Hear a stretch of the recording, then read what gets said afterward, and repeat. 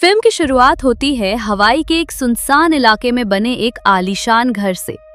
जानवरों का एक डॉक्टर डग लैम्बर्ट घर के बाहर बने एक पिंजरे में जाता है, लेकिन इससे पहले कि वो कुछ समझ पाता, अंदर मौजूद एक खूंखार चिंपैंजी उस पर हमला कर देता है और उसका चेहरा बुरी तरह नोचकर उसे मार डालता है।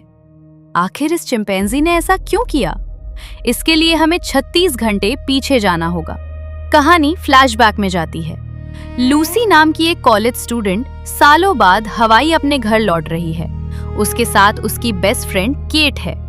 केट ने बिना बताए अपनी एक और दोस्त हैना को भी साथ बुला लिया है। फ्लाइट बोर्ड करते वक्त उनकी मुलाकात ड्रू और ब्रैड नाम के दो लड़कों से होती है, जो हवाई में पार्टी करने आ रहे हैं। हवाई पहुंचकर ये सब केट के भाई निक से मिलते हैं और लूसी के घर जाते हैं। ये घर एक पहाड़ की चोटी पर बना है। लूसी के पिता एडम एक मशहूर लेखक हैं जो सुन नहीं सकते और साइन लैंग्वेज में बात करते हैं। लूसी की बहन एरिन भी वहीं है। यहाँ हमारी मुलाकात होती है कहानी के असली विलेन बेन से। बेन एक चिंपैंजी है जिसे इस परिवार ने गोद लिया है। वो बहुत समझदार है और लूसी की माँ, जिनकी कैंसर से मौत हो चुकी है, ने उसे एक टैबलेट के साउंड बोर्ड से बात करना सिखाया था। जब लूसी बेन को एक टेडी बियर गिफ्ट करती है तो बेन बहुत खुश होता है। उसी रात बेन अजीब हरकतें करने लगता है। पिता एडम को बेन के पिंजरे में एक मरा हुआ नेवला मिलता है और पता चलता है कि बेन को उस नेवले ने काटा है। एडम अगले दिन उस नेवले को टेस्ट के लिए लैब भेजने का फैसला करते हैं और अपनी बुक साइनिंग के लिए निकलने से पहले डॉक्टर लैम्बर्ट को बेन का चेकअप करने के लिए बुलाते हैं।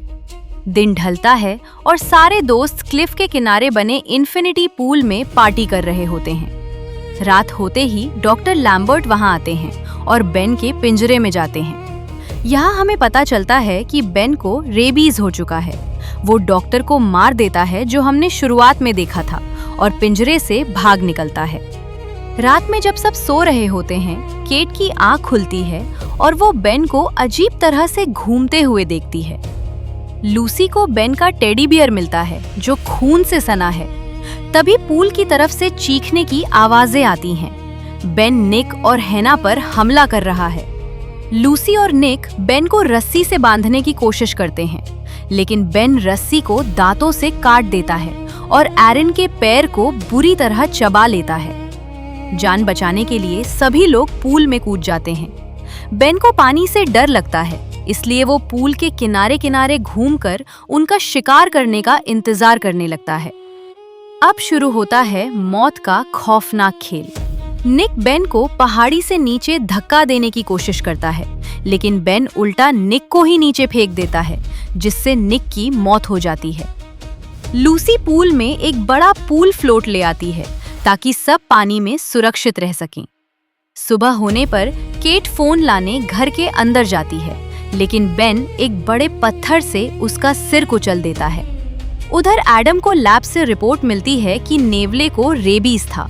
वो तुरंत अपनी बुक डील छोड़कर घर के लिए निकल पड़ते हैं। ड्रू और ब्रैड, जिन्हें लड़कियों ने घर पर बुलाया था, वहां पहुंचते हैं। बेन ड्रू का जबड़ा फाड़ देता है और ब्रैड को फाड़े से पीट पीट कर मार डालता है। हैना कार की चाबी लेकर भागती है।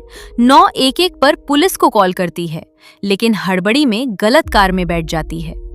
बेन सही चाबी से कार खोलता है और उसे भी मार देता है। आखिरकार पिता एडम घर पहुंचते हैं और लूसी और एरिन के साथ मिलकर बेन से लड़ते हैं। वो बेन को वाइन की टूटी हुई बोतल घोंप देते हैं। उन्हें लगता है बेन मर गया, लेकिन तभी बेन लूसी पर आखिरी हमला करता है और दोनों बालकनी से नीचे गिर जाते हैं। एडम लूसी को बचा लेते हैं, लेकिन बेन नीचे गिरता है और एक टूटी हुई कुर्सी की लकड़ी उसके आर पार हो जाती है। पुलिस और डॉक्टर्स पहुंच जाते हैं। एरिन को अस्पताल ले जाया जा रहा है। सब कुछ शांत लग रहा है, लेकिन तभी एक पुलिस वाला सबूत के तौर पर बेन का टैबलेट उठाता है। गलती से टैबलेट का एक बटन दबता है और उसमें से बेन की आखिरी रिकॉर्ड की गई डरावनी आवाज आती है, लूसी बुरी है। और इसी खौफनाक सस्पेंस के साथ कहानी यहाँ खत्म हो जाती है।